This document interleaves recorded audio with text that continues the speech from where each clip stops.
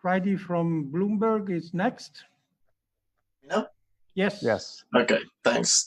Thanks very much for your time. I just wanted to ask a question about the difference between Japan's approach and South Korea's approach to handling the virus.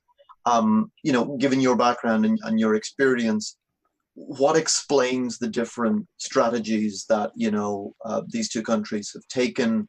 Is it just down to, you know, obviously Korea had a very different experience in that there was the explosive growth thanks to the, you know, the religious group that caused a rapid spread.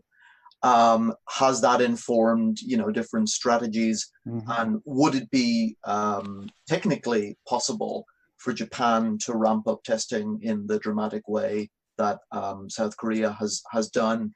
And if not, you know, what explains that? Does it come down to the fact that Japan does not have a center for disease control like South Korea or the US do? Okay, so very good question. So basically, the success of Korea so far is primarily due to their, you know, they have been sticking with the basics, i.e. test and isolate, right? So whatever the phase would be, the basic strategy to tackle any epidemic is test and isolate. And South Korea has been preparing for this kind of pandemic because of the experience of MERS and of SARS. So for the past 2 decades, they have well prepared for this kind of situation. They have already registered the use of apps to trace the people. They have already registered. And also they know from the experience from SARS and MERS, the only way to identify the potential infection is to expand the test.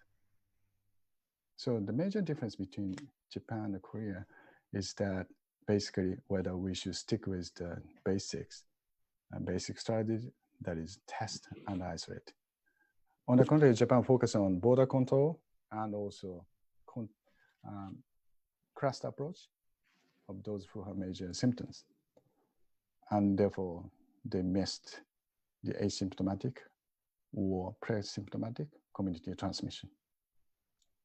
So whether it's feasible in Japan, of course, it's feasible. And people say, you know, because Japanese PCR test capacity is very limited because of the capacity at the health centers and their associated laboratories. But there are many PCR machines at the universities or any laboratories which deal with genetics, and of course, private companies' laboratories. And so if you count the total number of PCR machines and those working on that, I think we can manage to expand massively the testing capacity. And this is national emergency. And there are many laboratory technicians who are staying at home. But we could ask them to come back, of course, taking social distancing. And, you know, like a night shift, day shift, 24 hours a day, 7 days a week, we can massively increase the capacity for PCR testing because that's a priority.